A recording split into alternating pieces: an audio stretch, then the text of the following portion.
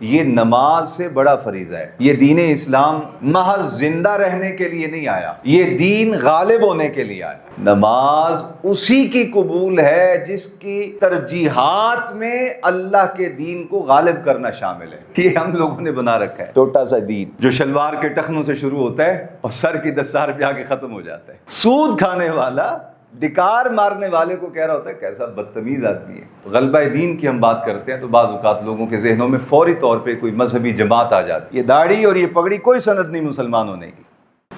ممبر و محراب کی یہ ذمہ داری بنتی ہے کہ وہ اپنے سامعین کو کم از کم اصل حقائق تک رسائی دے دے۔ کسی کا اس پہ چلنا، اس پہ عمل کرنا، اس کے مطابق زندگی گزارنا یہ اس کا اپنا فیصلہ ہے۔ ممبر و محراب کا یہ کام بنتا ہے کہ وہ اصل حقائق لوگوں تک پہنچائے، اور لوگوں کا یہ فرض بنتا ہے کہ خندہ پیشانی کے ساتھ ان حقائق کو قبول کر لیں۔ اگر ممبر و محراب اصل حقائق انہیں بیان کرنے میں اپنے فرائض پورے نہیں کرتا، ممبر و محراب پہ بیٹھے ہوئے لوگ گناہ گار ہیں، ذمہ دار ہیں، اور اگر وہ بیان کر دیتے ہیں اور سننے والے اس پہ عمل نہیں کرتے تو پھر لوگ گناہ گار ہیں۔ بہرحال دونوں طبقوں کو اپنے اپنے فرائض کی فکر بھی ہونی چاہیے اور اس پہ عمل درآمد بھی کرنا چاہیے۔ کتاب اللہ قرآن مجید فرقان حمید کے اندر اللہ رب العالمین نے ایک تصور بیان کیا۔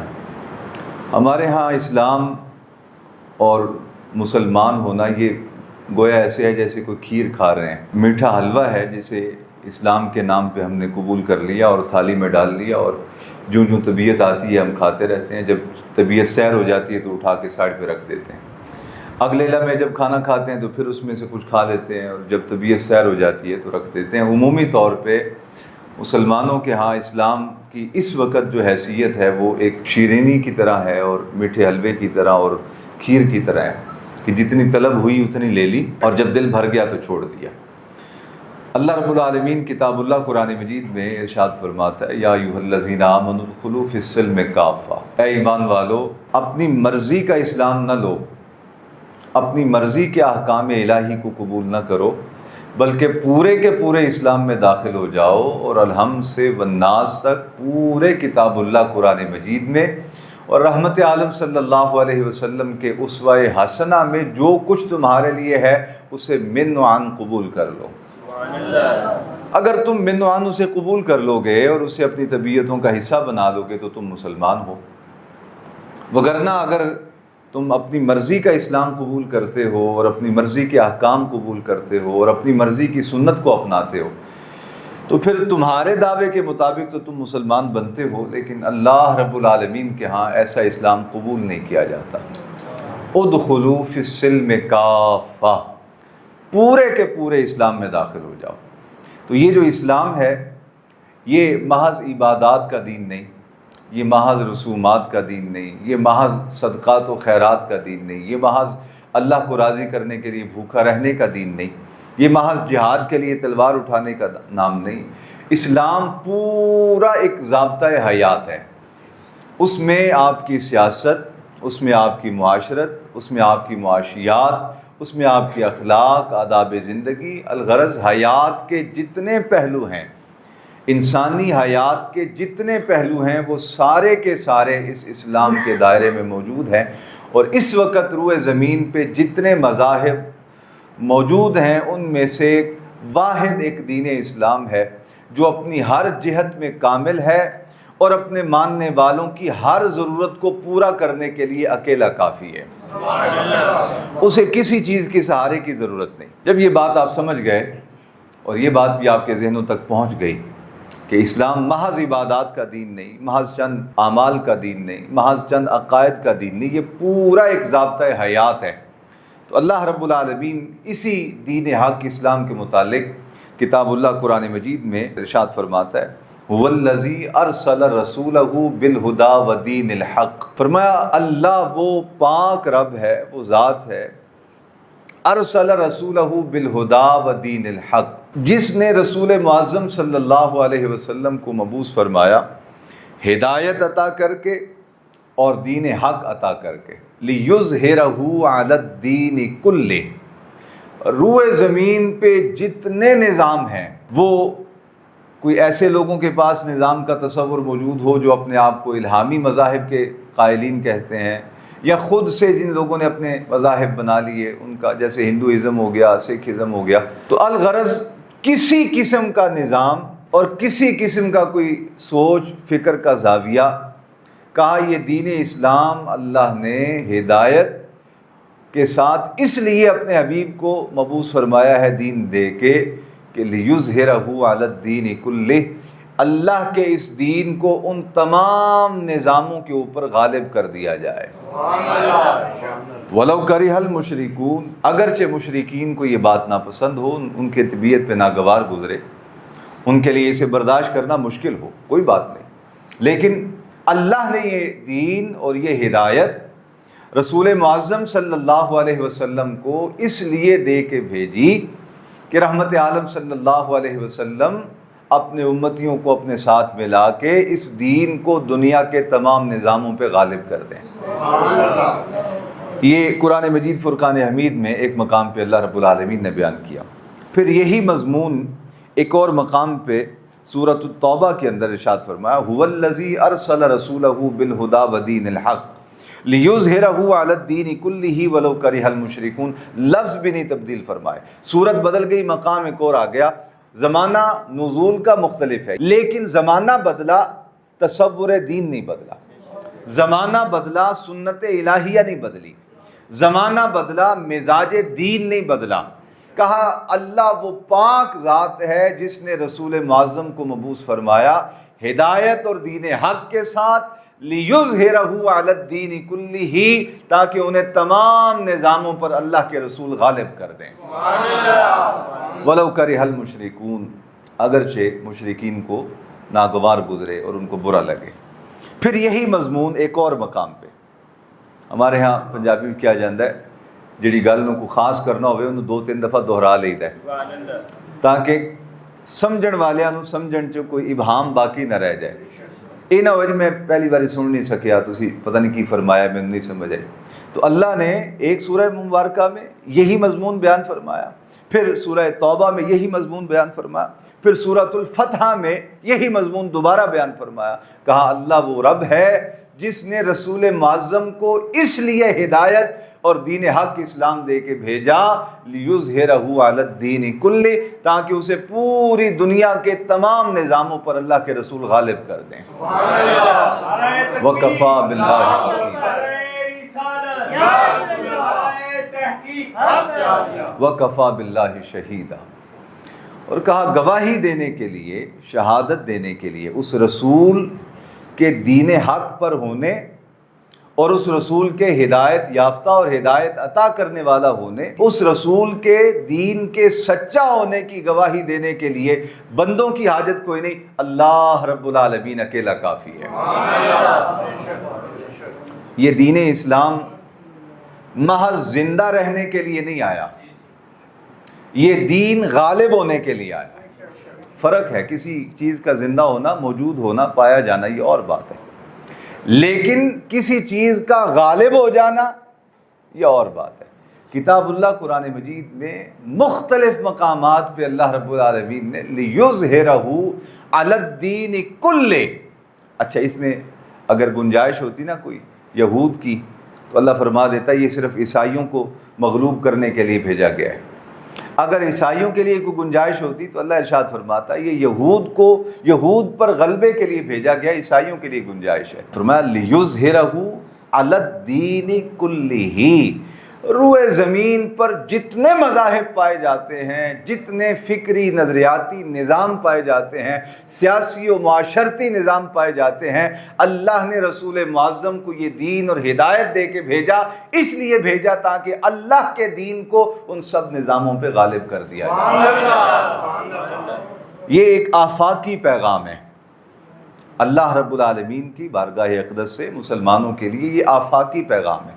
ایسا نہیں کہ یہ صرف پاکستان کے باسی مخاطب ہیں، ہندوستان کے باسی مخاطب ہیں، یہ صرف بنگلہ دیش کے باسی مخاطب ہیں، کہا نہیں، یہ روئے زمین پہ جتنے اللہ کے حبیب کے پیروکار ہیں ان سب کے لیے ایک فکری ٹارگٹ ہے، ایک نظریاتی ٹارگٹ ہے کہ تمہاری زندگی کا واحد مقصد یہ ہونا چاہیے، جینا ہے تو اللہ رب العالمین کے لیے، اور صلاحیتوں کو استعمال کرنا ہے تو خدا کے دین کے غلبے کے لیے استعمال کرنا ہے۔ یہ بڑی خاص بات ہے۔ آپ لوگوں نے سبحان اللہ رسمی طور پہ شوق کے ساتھ کہی ہے۔ جب ہمارے ہاں مقرر تھوڑا زور سے بات کرتا ہے تو لوگ سمجھتے ہیں کہ اب تھوڑی ابداد دینا بنتا ہے۔ رک کے سمجھیں اس بات کو، یہ بڑی خاص، یہ فریضہ ہے، یہ نماز سے بڑا فریضہ ہے۔ یہ جو ہم زکوٰۃ دیتے ہیں یہ زکوٰۃ سے بڑا فریضہ ہے۔ یہ جو ہم حج کرتے ہیں یہ حج سے زیادہ بڑا فریضہ ہے۔ یہ جو 5 وقت مسجدوں میں اذان دی جا رہی ہے یہ اس فریضے کا ایک جز ہے۔ اللہ کے دین کو غالب کرنا یہ سب سے بڑا فرض ہے، اور اسی فرض کے دیکھو نا، ایک جسم ہے، ایک وجود ہے انسانی، اس میں ہاتھ ایک جز ہے، ہاتھ کو انسان نہیں کہا جائے گا۔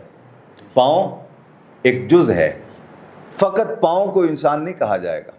سر ایک جز ہے، فقط سر دیکھ کے انسان نہیں کہا جائے گا، انسانی سر ہے، انسانی پاؤں ہے، انسانی ہاتھ ہے۔ تو کیا پتہ چلا کہ جز اور کل میں فرق ہوتا ہے۔ نماز جز ہے اس فریضہ غلبہ دین کا، حج ایک جزو ہے اس فریضہ غلبہ دین کا، صدقات و خیرات اور زکوٰۃ یہ جزو ہے، حصہ ہے، پارٹ ہے اس پورے اسلام کے ضابطہ حیات کا جسے غلبہ دین کا تصور کہا جاتا ہے۔ اور میں اب قرآن مجید کی ان آیات کو پیش کر کے آپ کے سامنے میں کہوں گا تو آپ کے لیے سمجھنا آسان ہو جائے گا۔ نماز اسی کی قبول ہے جس کی ترجیحات میں اللہ کے دین کو غالب کرنا شامل ہے۔ حج اسی کا قبول ہے جس کی ترجیحات میں اللہ کے دین کو روئے زمین پر غالب کرنا شامل ہے۔ زکوٰۃ اسی کی قبول ہے جس کی ترجیحات میں اللہ کے دین کے غلبہ مقصود ہے۔ جس کی ترجیحات میں اللہ کے دین کو غالب کرنا یہ اس کی ترجیحات میں شامل نہیں، اور اس کی زندگی کا یہ مقصد نہیں، اس کی نماز عبادت نہیں بنتی، محض رسم رہ جاتی ہے۔ جس کی زندگی کے مقاصد میں اللہ کے دین کو غالب کرنا روئے زمین پہ یہ شامل نہیں، اس کا حج محض ایک ایفرٹ اور کوشش اور سیر و تفریح رہ جاتی ہے، عبادت نہیں بنتا۔ جس کی ترجیحات میں اللہ کے دین کا غلبہ شامل نہیں، اس کی زکوٰۃ محض ایک رسم رہ جاتی ہے، عبادت نہیں بنتی۔ یہ سارے ارکان اسلام جسے حضور نے خود ارشاد فرمایا، بنی الاسلام علی خمس، میرے دین کی بنیاد 5 چیزوں پر ہے، یہ ساری کی ساری عبادت تب بنتی ہیں اور عبادت کے بعد قبولیت کے درجے پہ تب فائز ہوتی ہیں جب ان کے کرنے والے کے افکار میں، نظریات میں سب سے ٹاپ پر یہ نظریہ شامل ہو کہ اللہ نے مجھے مال دیا ہے تو یہ دین کے غلبے کے کام آئے، اللہ نے مجھے صلاحیت دی ہے تو یہ دین کے غلبے کے کام آئے، اللہ نے مجھے قوت بصارت عطا کی ہے تو یہ دین کے غلبے کے کام آئے، اللہ نے مجھے قوت لمس عطا کی ہے، میں پکڑ سکتا ہوں، روک سکتا ہوں، کسی کو اجازت اور اذن دے سکتا ہوں، یہ اللہ کے دین کے غلبے کے کام آئے۔ الغرض صبح سے لے کے رات تک، رات سے لے کے صبح تک 24 گھنٹے کی زندگی میں ایک ایک سانس جس بندے کا نظریہ اور فکر یہ بن جائے کہ یہ میری نہیں ہے، یہ رب کی ہے اور رب کے دین کے لیے ہے، اس بندے کی نماز عبادت بن جاتی ہے، اس بندے کا حج عبادت بن جاتا ہے، اس بندے کی زکوٰۃ و صدقات و خیرات عبادت بن جاتا ہے، اس بندے کا بھوکا پیاسا رہنا روزہ بنتا ہے۔ بقیہ سارے اس سے خارج ہیں، وہ اس میں شامل نہیں ہوتے۔ یہ ہم لوگوں نے بنا رکھا ہے چھوٹا سا دین جو شلوار کے ٹخنوں سے شروع ہوتا ہے اور سر کی دستار پہ آ کے ختم ہو جاتا ہے۔ یہ ہمارا دین ہے جو ہم نے گھڑ رکھا ہے۔ بلکہ ظلم بالائے ظلم یہ ہے کہ اللہ کے عطا کردہ مکمل دین میں سے ہم نے شلوار کے ٹخنوں سے لے کے سر کی ٹوپی اور دستار تک کو دین بنا لیا۔ میں اکثر ایک بات عذرائے محبت کہا کرتا ہوں، اس معاشرے میں کچھ چیزیں لوگوں نے خود سے اچھی بنا لی کہ یہ چیزیں اچھی ہیں، اس معاشرے میں کچھ چیزیں لوگوں نے خود سے انہیں برا ڈکلیئر کر دیا۔ کوئی آدمی کھانا کھائے اور اسے خیال نہ رہے اور ڈکار ذرا منہ کھول کے آ جائے تو سود کھانے والا اسے کہہ رہا ہوتا ہے تمیز نہیں آئے تم. سود کھانے والا ڈکار مارنے والے کو کہہ رہا ہوتا ہے کیسا بدتمیز آدمی ہے.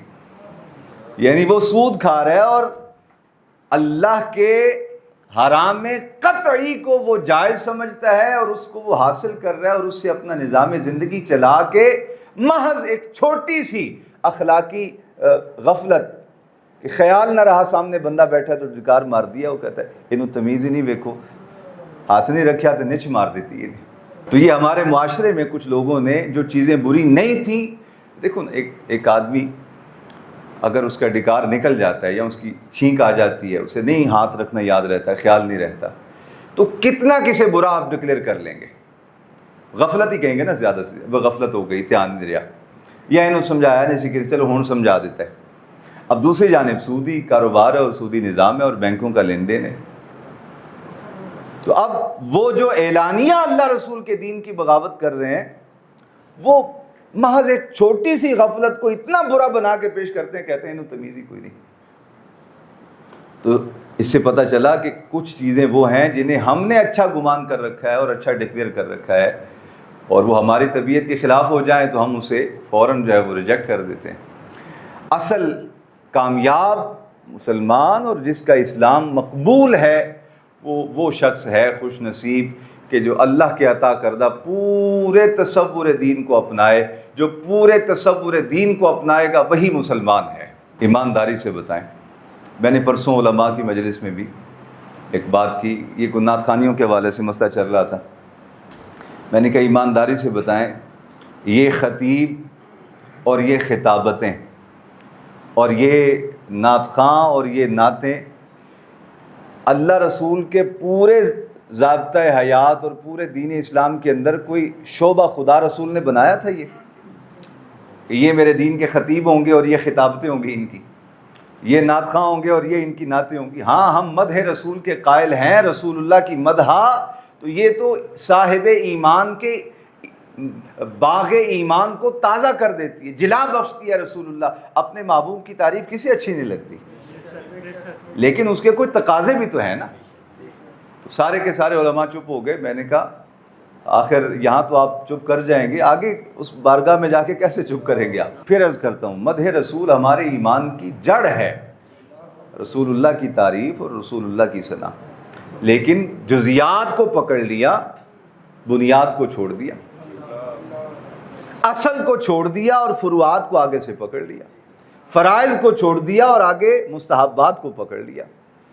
وہ درخت جو 5 منزلہ عمارت جتنا عالی شان سایہ دار شجر ہے, اس کے تنے اور جڑوں کو چھوڑ دیا اور اس کے اوپر لگے ہوئے چھوٹے چھوٹے بور کو پکڑ لیا آپ نے. تو بتاؤ پھر تمہارے اسے کیا رہ گیا. جس طرح فقط اس پتے کو اور بور کو پکڑنے والے کے ہاتھ میں درخت نہیں آتا, اسی طرح محض چھوٹی چھوٹی چیز کو کل اسلام سمجھ کے اپنا لینے والے اور بقیہ سارے کے سارے دین کو چھوڑ دینے والے کو مسلمان نہیں کہا جا سکتا. مسلمانی کا ایک معیار ہے, مسلمانی کا ایک میرٹ ہے, اسلام کا ایک میرٹ ہے. کوئی مجھ سے ناراض نہ ہو کہ مولانا کے پاس جب بھی آتے ہیں تو یہ عجیب عجیب باتیں کرتے ہیں. میرا تو کوئی قصور نہیں ہے بھائی, مجھے تو اللہ رسول نے یہ علم عطا فرمایا ہے اور میرے والدین نے مجھے, اساتذہ نے مجھے پڑھایا ہے, سکھایا ہے, تو جو کچھ پڑھا ہے میں تو وہ بیان کر رہا ہوں. ایمانداری سے بتائیں, 3 آیات میں نے پڑھی ہیں, ان میں سے میں نے کوئی اپنے ابا جان کا قول تو نہیں نہ سنایا. یہ سارے کے ساری آیات اللہ کے فرامین ہیں, اللہ کے قول ہیں. تو مجھ سے ناراض کوئی نہ ہو, یہ تو میں نے اللہ کا قرآن بیان کیا ہے. تو سب سے بڑا فریضہ جو ہے مسلمان کا, وہ اللہ کے دین کے غلبے کے لیے جد و جہد کرنا ہے. وہ اس میں کامیاب ہوتا ہے نہیں ہوتا, یہ ایک الگ مسئلہ ہے. اور جب غلبہ دین کی ہم بات کرتے ہیں تو بعض اوقات لوگوں کے ذہنوں میں فوری طور پہ کوئی مذہبی جماعت آ جاتی ہے, لوگوں کے ذہنوں میں ایک خاکہ ابھرتا ہے کہ کوئی مذہبی شخصیت ہے, اس کو غالب کرنا ہے, اس کی حکومت لانی ہے. نہیں نہیں نہیں, اللہ کا دین جماعتوں کا محتاج نہیں ہے, اللہ کا دین شخصیات کا محتاج نہیں, بلکہ جہاں شخصیات دین کے لیے آڑ بن جائیں اللہ شخصیات کو موت دے دیتا ہے. آپ تاریخ اسلام اٹھا کے دیکھیں, بہت ساری شخصیات عمر نہیں تھی, وقت سے پہلے انتقال ہوا. اس میں حکمت ایک یہ تھی کہ لوگ شخصیات سے جڑ گئے, نظریہ اسلام کو چھوڑ دیا۔ خود رحمت عالم صلی اللہ علیہ وسلم کی ذات اقدس کو آپ دیکھیں، حضرت صدیق اکبر رضی اللہ تعالیٰ عنہ کا جو پہلا خطبہ تھا صحابہ کرام کے مجمع میں جب حضور کا وصال مبارک ہوا، تو حضرت عمر بن خطاب رضی اللہ تعالیٰ عنہ آپ تلوار لے کے کھڑے ہو گئے، کہا جس نے کہا رسول اللہ پردہ فرما گئے میں گردن اتار دوں گا اس کی، وہ جان ایمان ہیں وہ کیسے فوت ہو سکتے ہیں؟ تو صدیق اکبر رضی اللہ تعالیٰ عنہ نے اس وقت آگے بڑھ کے پوری امت کو سہارا دیا، کہا دیکھو رحمت عالم ہمیں اس رب سے جوڑنے آئے تھے، رحمت عالم ہمیں اس رب کے دین سے جوڑنے کے لیے آئے تھے، وہ اپنا فریضہ مکمل کر گئے، جو کچھ انوارات، برکات، احکام وحدہ لا شریک نے اپنے حبیب مکرم کو عطا فرمائے تھے، اس میں زیر اور زبر کے برابر بھی رسول اللہ نے پوشیدہ نہیں رکھا، ہر چیز عطا فرما دی، سرکار اپنا فریضہ ادا کر گئے۔ اب آگے امت کی ذمہ داری ہے کہ جو نظریہ، جو تصور، جو فکر رسول اللہ عطا کر کے گئے ہیں، اس نظریے اور اس فکر پر، اس تصور پر امت قائم رہے۔ تو اسلام معاشرے میں زندہ رہنے کے لیے نہیں آیا، اسلام معاشرے میں غالب ہونے کے لیے آیا ہے۔ اسلام معاشرے میں محض سروائیو کرنے کے لیے نہیں آیا کہ جیسا دبلا پتلا کمزور ہو بس چلتا رہے۔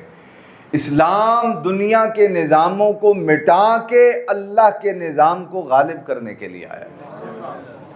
اب پھر ایک مقام پہ اللہ رب العالمین نے اسے نور قرار دیا، نور نور قرار دیا۔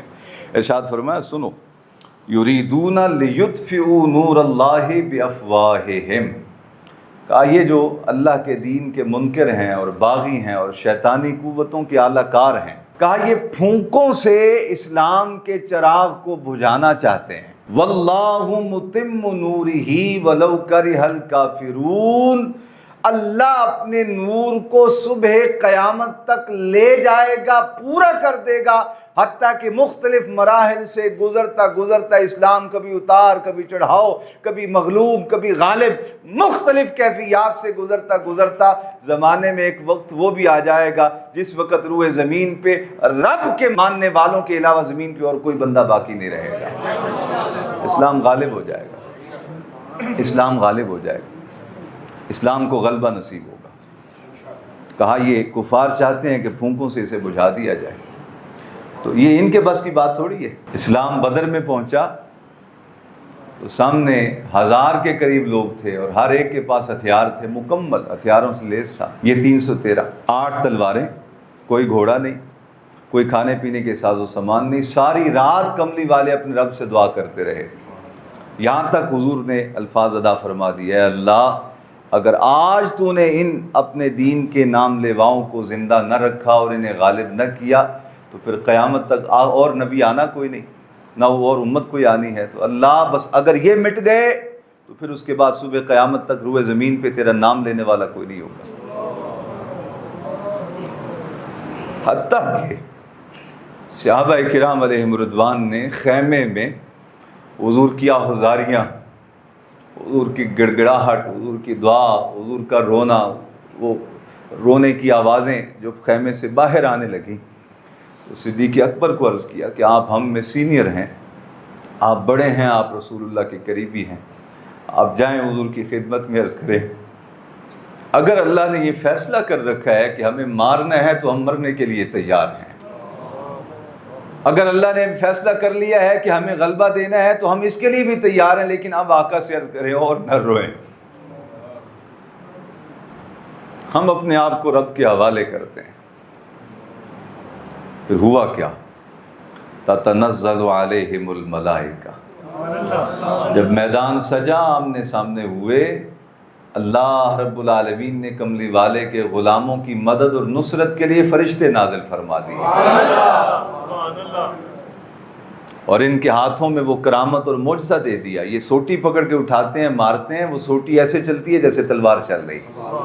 خود صحابہ عرض کرتے ہیں کملی والے کی بارگاہ میں بعد فراغت جنگ، آقا عجیب ماجرا ہوا ہے، سوٹی سے تو چلو ٹھیک ہے، یہ بھی بات سمجھ میں نہیں آتی، سوٹی ماری تو گردن کیسے اتر گئی، سوٹی ماری تو بازو کیسے اتر گیا، لیکن یہ اس سے بڑا مارکا اور عجیب معاملہ یہ دیکھا کہ ہم نے ابھی کسی کی جانب یوں دیکھا ہی تو اس کی گردن اتر گئی، صرف دیکھنے سے ہی سر اتر گیا۔ حضور فرمایا، مسکرائے، کہا سنو وہ تم تھوڑے ہی تھے، وہ تو تمہاری مدد کے لیے فرشتے آئے ہوئے تھے۔ تو اسلام زندہ رہنے کے لیے نہیں آیا، اسلام غالب ہونے کے لیے آیا۔ تو اللہ ارشاد فرماتا ہے یہ کافر چاہتے ہیں کہ اللہ کے نور کو یعنی دین اسلام کو پھونکوں سے بجھا دیں، اللہ اپنے نور کو مکمل فرمائے گا۔ اب یہ جو ماننے والے ہیں رسول اللہ کے، ان کے لیے ایک امتحان آ گیا، ان کے لیے چوائس آ گئی کہ اب وہ زندگی منتخب کریں اپنے لیے کہ جو زندگی اللہ کی منشا کے مطابق ہے، یا وہ زندگی منتخب کریں جو ان کی چاہت کے مطابق ہے۔ اگر اپنی چاہت کے مطابق زندگی گزاریں گے تو پھر کلمے کا کوئی اعتبار نہیں، پھر نمازیں روزیں بے حیثیت ہو گئی، بے مقصد اور بے معنی ہو گئی، پھر عبادتیں اور ریاضتیں اور بھوک پیاس سب کچھ یہ بے مقصد ہو گئی، اجر سے بھی محروم ہو گئی اور اصل مقصد عبادت سے بھی محروم ہو گئی۔ اگر اللہ کی مرضی کے مطابق گزاریں گے تو پھر ان کا سانس لینا بھی عبادت بن جائے گا۔ چوائس ہے، کلمہ پڑھا، اللہ نے تم پہ کوئی فورس نہیں کیا کہ تم کلمہ پڑھو، نہ پڑھو، ہندو مر جاؤ، سکھ مر جاؤ، عیسائی مر جاؤ، اللہ کو فرق پڑتا ہے؟ تمہارے سامنے اللہ نے چوائس رکھی، یہ محبوب کا راستہ ہے صراط مستقیم اور یہ شیاطین کا راستہ ہے، تم جدھر جانا چاہتے ہو جاؤ، چوائس دے دی۔ اب اس انتخاب کے بعد پھر آگے انتخاب ہے اپنی زندگی کا، وہ تھا عقیدے کا انتخاب، بتوں کی پوجا کرنی ہے یا وحدہ لا شریک کو ماننا ہے، جھوٹے خداؤں کی پیروی کرنی ہے یا رحمت للعالمین کے دین حق اسلام کی پیروی کرنی ہے۔ یہ کلمہ طیبہ کا انتخاب یہ تھا۔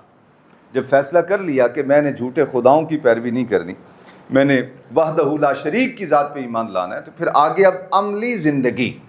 آپ بچے کو پڑھاتے ہیں، F A B A M A تک لے جاتے ہیں، تو جب تک وہ پڑھ رہا ہوتا ہے اس کی ساری غلطیاں کوتاہیاں چھوڑتے جاتے ہیں۔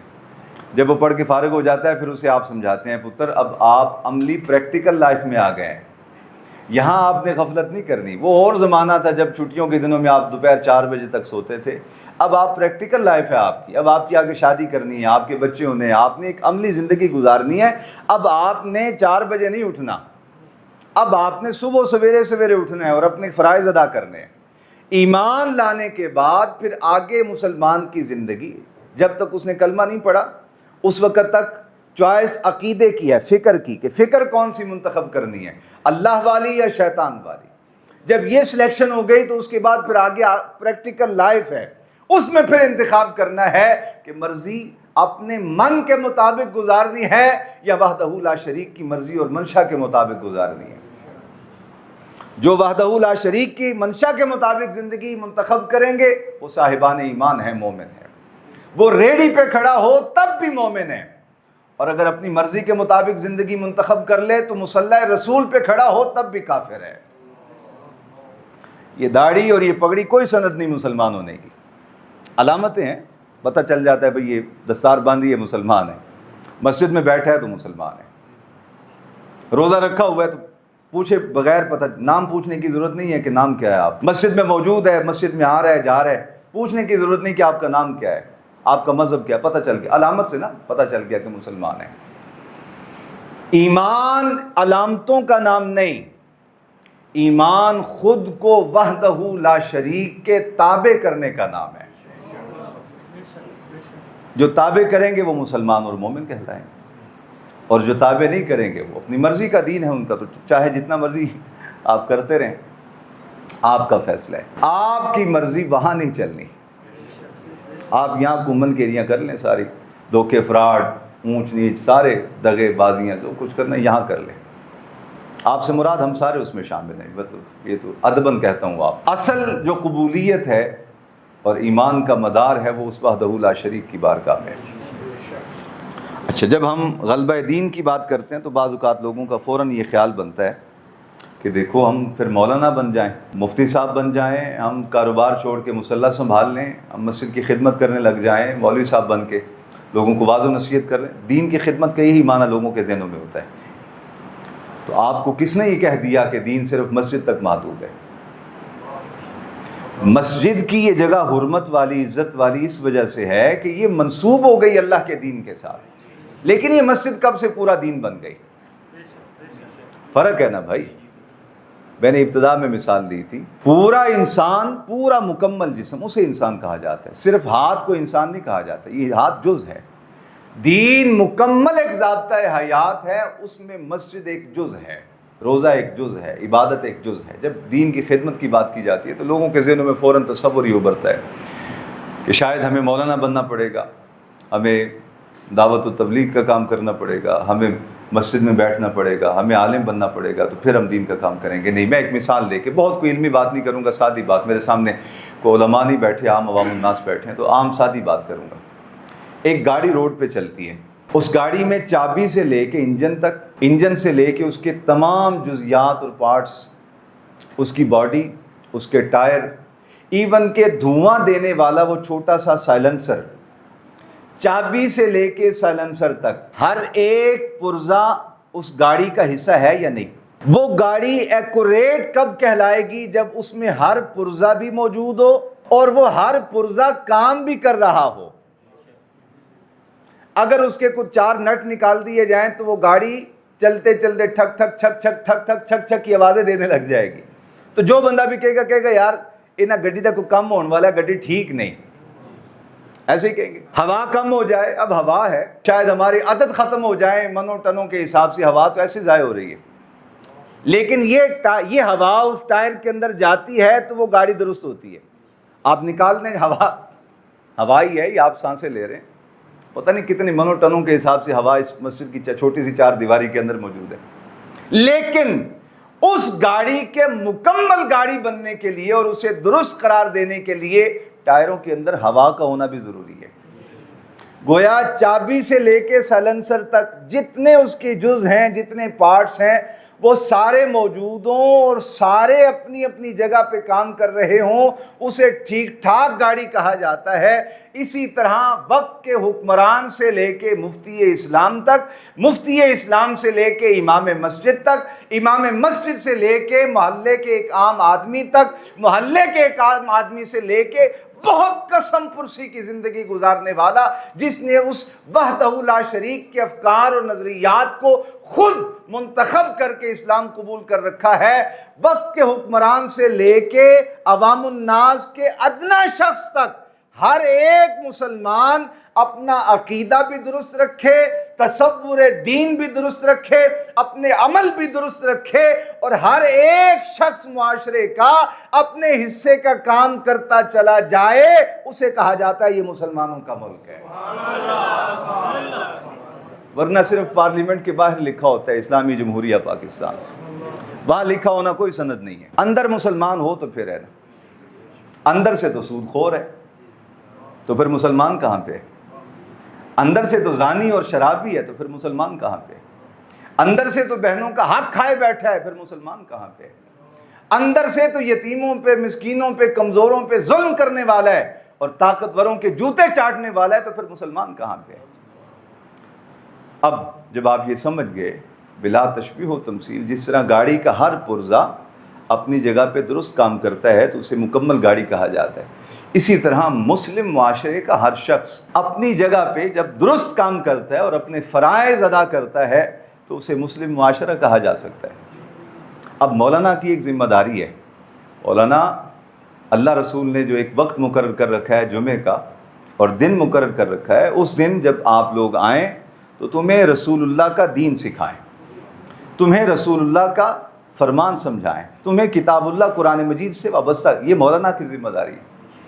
پھر آگے آپ کی ذمہ داری ہے کہ جو کچھ لیں، سنیں، اسے اپنی زندگی پہ اپلائی کریں اور پھر اسے اپنے گھر تک لے جائیں اور پھر اپنے بچوں کے اندر اسے منتقل کریں. اگر آپ مولانا سے سن کے وہیں چھوڑ جاتے ہیں، پھر میں مجبوراً کہوں گا وہ تو خدا رسول سے بھی دھوکہ کر رہے ہیں کہ اللہ رسول نے مسجد بنائی ہے، ہمارا نمائندہ زمین کا ٹکڑا ہے، اس پہ بیٹھو آ کے ہمیں یاد کرو.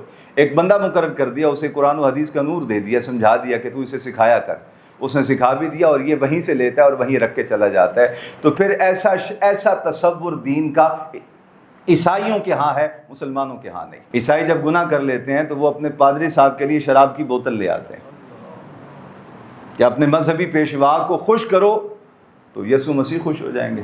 خدا تب خوش ہوتا ہے جب آپ اس کے حبیب کی سنت پہ عمل کرتے ہیں۔ خدا تب خوش ہوتا ہے جب آپ اس کے لائے ہوئے عطا کردہ دین پہ عمل کرتے ہیں۔ باقی آپ نے اپنے اپنے بنائی رکھیں، لیکن کامل مسلمان وہ ہے جو اپنے حصے کے فرائض بھی جانتا ہو اور انہیں ادا بھی کرتا ہو۔ اب میں بالکل آسان کر دیتا ہوں، مجھے پتہ ہے آپ کے چہرے جو اتر گئے ہیں، ہم نے تو یہی سنانا ہے آپ کو، ہم بھی مجبور ہیں، کیا کریں؟ اگر آپ کے ساتھ 2 نمبری کریں گے تو ہماری پکڑ وہاں آ جائے گی۔ آپ کیا کریں گے؟ 2-4 تہمت لگا لیں گے، آپ کی بندے کی اوقات اتنی ہے۔ لیکن ان بطش ربک لشدید، جب وہ پکڑتا ہے تو پھر نسلیں بگاڑ کے رکھ دیتا ہے۔ اس وجہ سے ہماری مجبوری ہے کہ ہم نے عوام کا مزاج نہیں دیکھنا کہ عوام کیا سننا چاہتی ہے، ہم نے دیکھنا ہے کہ پروردگار انہیں کیا سنانا چاہتا ہے، رحمت عالم انہیں کیا سکھانا چاہتے ہیں، قرآن کیا بتانا چاہتا ہے، حضور کی سنت انہیں کیا سکھانا چاہتی ہے۔ اور بدقسمتی ہے جب سے ہمارے دین کے اندر یہ خطبہ کا کلچر آیا ہے، علماء کی بات نہیں کر رہا، خطبہ کی، یہ جو خطیب حضرات ہوتے ہیں، لچھے دار تقریریں کرنے والے، جب سے ان کا ایک پورا انڈسٹری بنی ہے تو تب سے یہ وہ بیان کرتے ہیں جو لوگ سننا چاہتے ہیں۔ اس وجہ سے لوگ بے ایمان بھی ہو گئے، ایمان سے محروم بھی ہو گئے، بد عمل بھی ہو گئے، بد کردار بھی ہو گئے۔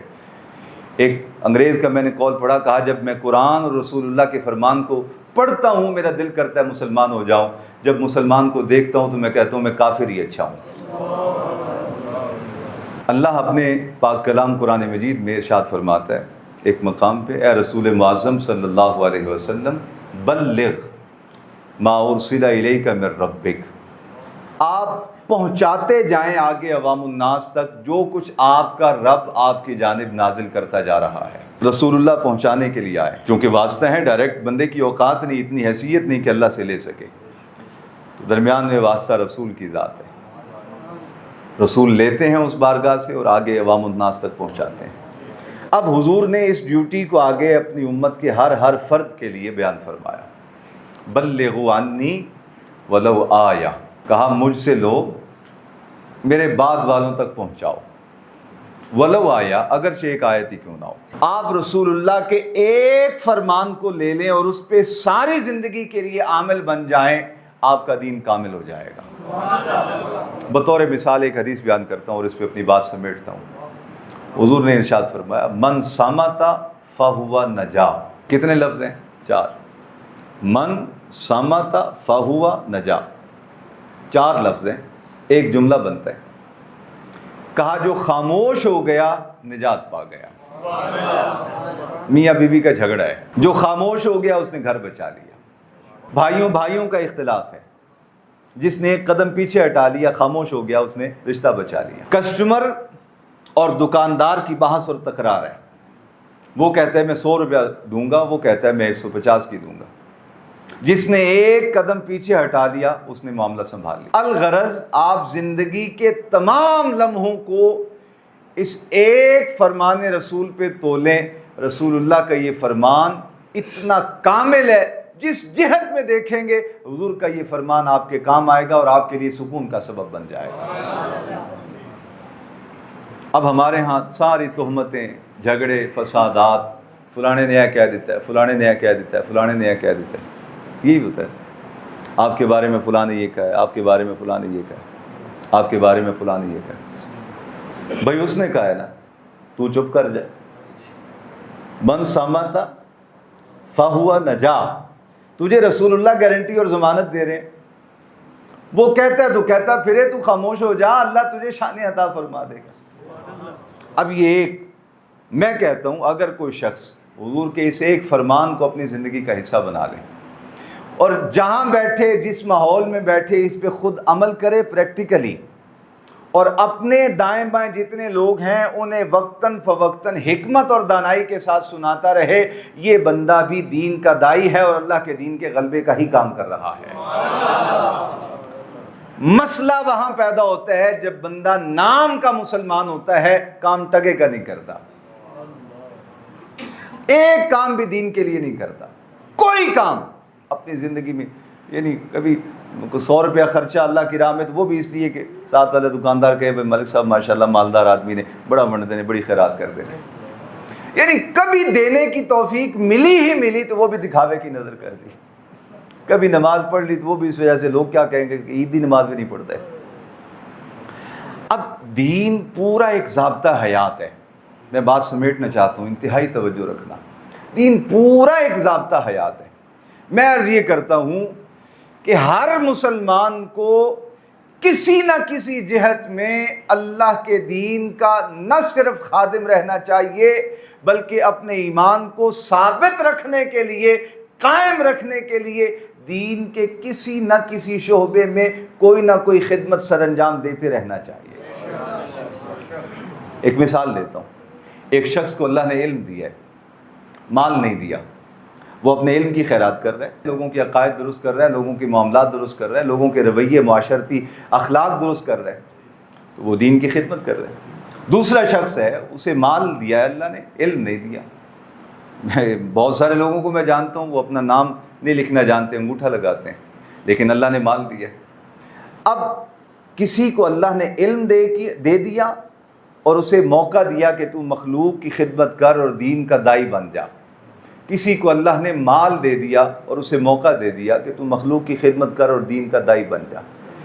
ان دونوں میں سے الغرض زندگی کے ہر شعبے میں سے خوش نصیب وہ ہے جو اپنی صلاحیتوں کو اللہ کے دین کی خدمت میں لگا دیتا ہے۔ اب ایک بندہ عالم ہے، مولانا ہے، حدیث میں آتا ہے، حضور نے ارشاد فرمایا قیامت والے دن ایسے شخص کو اللہ آگ کی لگامیں منہ میں ڈالے گا۔ کون بندہ؟ جو عالم ہوگا لیکن کسی کے لیے خیر خواہی کے 2 بول نہیں بولے گا۔ لوگ اس سے مسئلہ پوچھیں گے کہ میرے پاس ٹائم نہیں ہے، ٹائم لے کے آنا تھا۔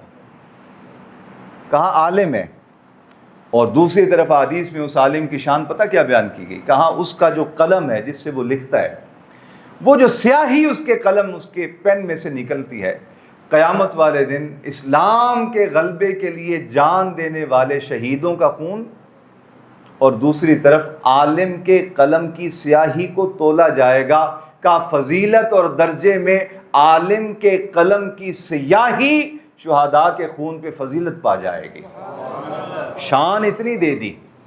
اور دوسری جانب غفلت برتنے پہ کہا تجھے علم دیا تھا، تو نے کوئی مسئلہ بیان ہی نہیں کیا، تجھے علم دیا تھا، لوگ تیرے پاس آئے، تو نے ان کی شرعی ضرورت پوری نہیں کی، انہیں سمجھایا نہیں، ان کی عقیدہ درست نہیں کیے، وہ عزتیں تجھے دنیا میں عطا کر دی، آج اس کا جواب دے۔ اور حدیث میں آتا ہے کہ اس کے منہ میں آگ کی لگام ڈالی جائے، ہوں گے مولانا اور منہ میں آگ کی لگام ہوگی، اور ایسے کھینچ کے جہنم میں ڈالا جائے گا۔ مولانا کو، جن کے میں اور آپ ہاتھ چومتے ہیں، جن کے پیچھے نمازیں پڑھتے ہیں، اگر وہ اپنے منصب سے، منصب ایمانی اور منصب مسلمانی سے روگردانی کریں گے، ساری عزتیں واپس لے لی جائیں گی اور آگ کی لگام ڈال کے اوندے منہ کھینچ کے جہنم میں ڈال دیا جائے گا۔ اسی طرح ایک عام مسلمان ہے، اللہ نے کوئی نہ کوئی ذمہ داری تو اسے بھی دی ہے نا۔ وہ جو چھوٹا سا ایک بٹن ہے گاڑی کے اندر جو دبتا ہے تو شیشہ نیچے ہو جاتا ہے، وہ جو چھوٹا سا بٹن ہے جو دبتا ہے تو اشارے بلنے لگ جاتے ہیں، اتنا سا ہے وجود اس کا۔ وہ کہے میں تے ماڑا جہا ماں، میں تے بالکل اینا جے ہاتھ لگے تے میرے ٹانکے ٹوٹ، میری کی حیثیت ہے؟ جی ساڈے مسلمان او جی اسی گناہ گار لوگ آ جی، یہ تے تواڈے نیک لوگاں دے کام نے، تسی دین دے کام کرو، تسی اچے لوگ جے، ولی لوگ جے، عالم لوگ، او اسی گناہ گار۔ بھائی گاڑی کے اندر اس چھوٹے سے ٹانکے کی بھی قیمت ہے جو اشارہ آن کرتی ہے۔ اسلام کے نظام حیات کے اندر اس کمزور سے کمزور مسلمان کی بھی وہی حیثیت ہے جو اس ٹانکے کی حیثیت ہے۔ وہ خراب ہو جائے تو اشارے آن نہیں ہوتے، یہ خراب ہو جائے تو ایمان کی بتی گل ہو جاتی ہے۔ اب نام کا مسلمان پھر رہا ہے، اور یہی وجہ ہے کہ جو بندہ پیچھے کنیکشن کاٹ بیٹھتا ہے اس کی روشنی ڈم ہو جاتی ہے، ختم ہو جاتی ہے، اندھیرا، تاریکی، سیاہی۔ میں اور آپ مسجد میں آئے ہیں، روشنی چل رہی ہے، بتیاں جل رہی ہیں، تو ہم نے قدم اچھی طرح رکھ لیے، چل کے آگے آگے۔ اگر بالکل گپ اندھیرا ہو تو کوئی ادھر دیوار میں لگے گا، کوئی ادھر لگے گا۔ یہ جتنے مسلمان جو معاشرے میں فتنہ و فساد کا سبب بنتے ہیں، میں نہیں کہہ رہا، حقائق بتاتے ہیں کہ ان کے ایمان کے ٹانکے ٹوٹے ہوئے ہیں پیچھے سے۔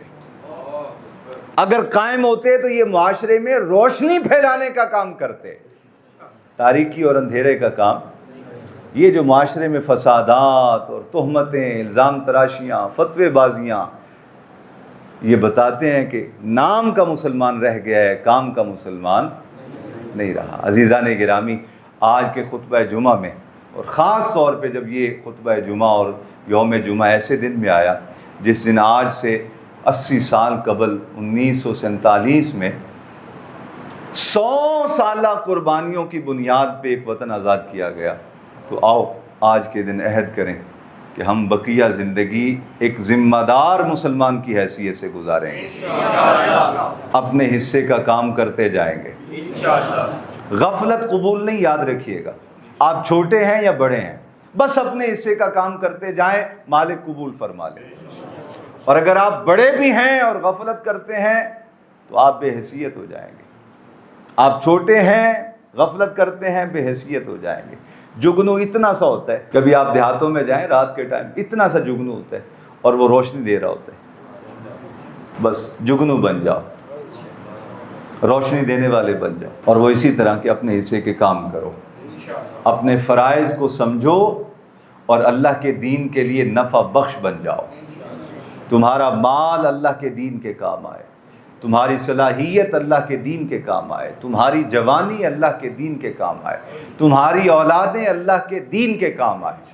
واللہ میں نے بہت سارے بزرگوں کو یہ دعائیں کرتے دیکھا، اللہ بڑے بڑے نیک لوگوں کی اولادیں اجڑ گئیں، برباد ہو گئیں، بے دین ہو گئیں، اللہ تو نے ہمیں ایمان عطا کیا، ایک اور مہربانی کر دے، ہماری اولادوں کو بھی صاحب ایمان رکھنا۔ بڑے بڑے وقت کے اولیاء اللہ کو دیکھا۔ ہم کیوں نہیں کرتے دعا اپنے لیے، اپنے بچوں کے لیے؟ کیوں نہیں خیر مانگتے اللہ سے؟ ایمان، رزق مانگتے ہیں، کوٹھی بنگلہ مکان مانگتے ہیں، ایمان کیوں نہیں مانگتے؟ چلو آج یہ نیت کرو کہ اللہ سے اپنے لیے دین کی ہدایت بھی مانگا کریں گے، اپنی نسلوں کے لیے دین پہ استقامت بھی مانگا کریں گے۔ آج صرف اپنے بیٹھے ہیں، میں محبت سے ایک بات عرض کروں، میرا تجربہ ہے، جمعرات والے دن دعا کرتے ہیں، جمعے میں دعا کرتے ہیں، نمازوں میں دعا کرتے ہیں، جب میں دعا کرتا ہوں نا اللہ رزق وسیع عطا فرما، تو آمین کی آواز اونچی ہو جاتی ہے۔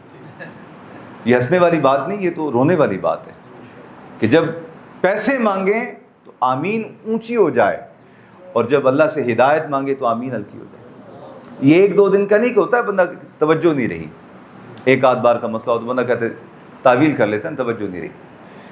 میں نے اکثر و شاید 95% دعاؤں میں میں نے یہ محسوس کیا ہے، جب ہم یہ دعا کرتے ہیں اللہ اپنے دین کی خدمت دے دے، آمین ہلکی ہو جاتی ہے۔ جب دعا کرتے ہیں اللہ پیسے چوکھے دے دے تو آمین آمین۔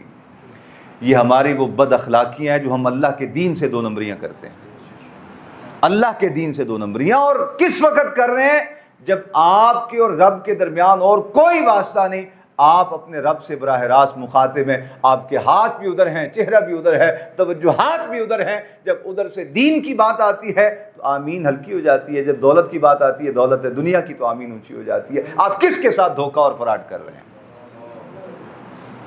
اللہ اکبر۔